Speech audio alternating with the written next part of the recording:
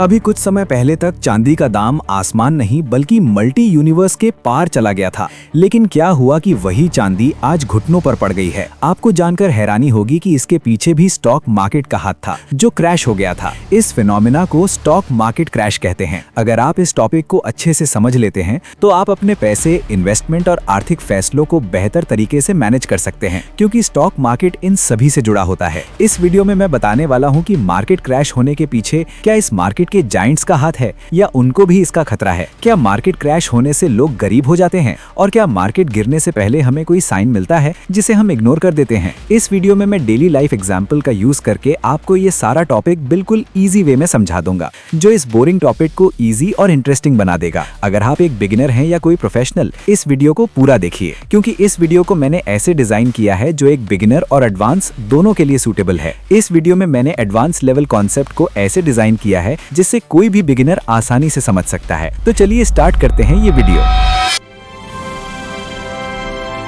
इस फील्ड के एडवांस बनने से पहले जान लो कि ये स्टॉक मार्केट क्रैश होता क्या है। स्टॉक मार्केट क्रैश मतलब जब एक पर्टिकुलर कंपनी या किसी कमोडिटी जैसे सोना, चांदी, तेल के सारे शेयरों की कीमतें एक साथ बहुत तेजी से गिर जाती हैं, तो वही स्टॉक मार्केट क्रैश कहलाता है। अब ये स्टॉक मार्केट क्रैश होता ही क्यों है? क्योंकि लोगों का भरोसा अचानक हिल जाता है। मार्केट भरोसे पर चलता है। जब किसी कंपनी पर भरोसा रहता है लोग खरीदते हैं, और जब वही भरोसा टूटने लगता है तो लोग अपना शेयर बेच देते हैं। अब भरोसा टूटने का कई कारण है, जैसे कोई बड़ी डराने वाली खबर आती है, जैसे युद्ध, मंदी, बड़ी कंपनी का डूबना या सरकार का कोई सख्त फैसला, या कुछ लोगों को पता चलता है कि अभी नहीं बेचा तो नुकसान हो जाएगा, और जब ये लोग अपना शेयर बेचते हैं तब उनको देखते देखते और लोग भी अपना शेयर बेच देते हैं और मार्केट एकदम से क्रैश हो जाता है। बहुत लोग सोचते हैं कि स्टॉक मार्केट क्रैश के पीछे इस फील्ड के जायंट्स का हाथ होता है। अगर सच कहूं तो इसका आंसर हाँ भी हो सकता है और ना भी। हाँ इसलिए कि बड़े निवेशक कभी कभी ज्यादा शेयर बेचते हैं तो मार्केट में तेज गिरावट आती है, और ना इसलिए कि मार्केट क्रैश तब होता है जब बहुत सारे लोग अपना सारा शेयर बेच देते हैं। मान लो कि एक कंपनी नंबर ए है और दूसरी बी। अब कंपनी ए के सभी शेयर का 60% एक ही आदमी होल्ड किए हैं, लेकिन कंपनी बी का सभी शेयर अलग अलग आदमी होल्ड किए हुए हैं। अगर कंपनी ए का लार्जेस्ट शेयर होल्डर अपना सारा शेयर बेच दे तो कंपनी का मार्केट क्रैश हो जाएगा, लेकिन कंपनी बी का मार्केट क्रैश तभी होगा जब सभी लोग घबराकर अपना सारा शेयर बेच दे। और रही बात बड़े निवेशकों की, तो उनको भी इस मार्केट क्रैश से डर लगता है। लेकिन अगर तुम सोच रहे हो कि मैं तो शेयर मार्केट में इन्वेस्ट करता ही नहीं, तो मुझे इस क्रैश से क्या डर, तो बता दूं कि ये क्रैश बहुत खतरनाक होता है एंड नॉर्मल पीपल को भी इफेक्ट करता है। बताता हूं कैसे। मान लो कि तुम एक कंपनी में काम करते हो, लेकिन एक दिन इस कंपनी का मार्केट क्रैश हो जाए और उसके सारे शेयर के दाम गिर जाएं, तो उस कंपनी के पास फंड की कमी हो जाएगी और वो अपने ज्यादा से ज्यादा एम्प्लॉय को फायर कर देगी, और इससे एक सामान्य आदमी भी इफेक्ट होगा। लेकिन आपका पैसा जो बैंक, एफडी, पीपीएफ या बचत खाते में है वो इससे इफेक्ट नहीं होगा। लेकिन अगर आपने शेयर में निवेश किया है तो उनकी वैल्यू गिर सकती है। इस क्रैश से कभी कभी रोजमर्रा की वस्तुओं जैसे ग्रोसरी, पेट्रोल, मोबाइल,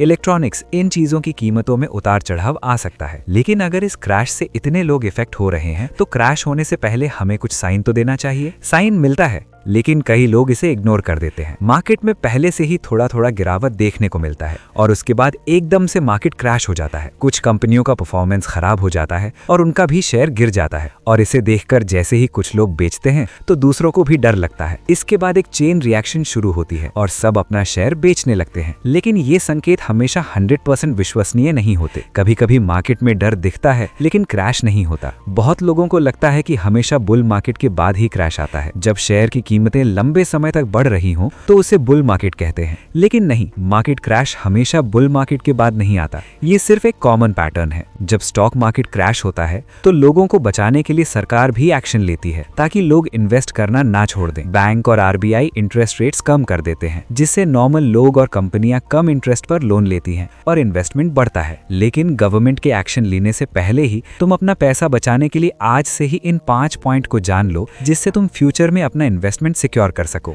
नंबर 1, अपना पैसा सिर्फ एक शेयर में मत लगाओ। अलग अलग सेक्टर्स जैसे म्यूचुअल फंड्स, गोल्ड और सेफ एसेट्स में पैसा बांटो। इससे अगर कोई शेयर गिर भी जाए तो पूरा पैसा प्रभावित नहीं होगा। नंबर 2, शॉर्ट टर्म गिरावट पर पैनिक मत करो। एक्सपीरियंस्ड इन्वेस्टर्स लॉन्ग टर्म में इन्वेस्ट करते हैं तो समय के साथ उनका मनी रिकवर हो जाता है। नंबर 3, हमेशा अपने पास कैश या बैंक में कुछ पैसे अलग रखो ताकि क्रैश में भी जरूरत पड़ने पर पैसे उपलब्ध हों। नंबर 4, मार्केट क्रैश होने से पहले कुछ साइन मिलता है, इन्हें मॉनिटर करो, लेकिन डर में तुरंत बेचने की गलती मत करो। नंबर 5, अपने इन्वेस्टमेंट्स को समझो और अपना रिस्क टॉलरेंस जानो कि तुम कितना लॉस झेल सकते हो। अब अगर हम अपनी चांदी की तरफ आएं, तो उसका प्राइस बढ़ने और घटने के पीछे कारण मार्केट क्रैश का नहीं था, बल्कि उसके पीछे कॉन्सेप्ट अलग था। समझाता हूं। आज के टाइम में दुनिया की इकोनॉमीज आपस में जुड़ी हुई हैं। अगर अमेरिका या चीन में कोई बड़ी फाइनेंशियल प्रॉब्लम होती है तो दुनिया के दूसरे मार्केट्स भी हिल जाते हैं। और तुम्हें तो पता है कि अभी कुछ दिनों पहले ट्रम्प चाचा सभी देशों के साथ टैरिफ खेल रहे थे और इससे मार्केट ऊपर नीचे हो रहा था।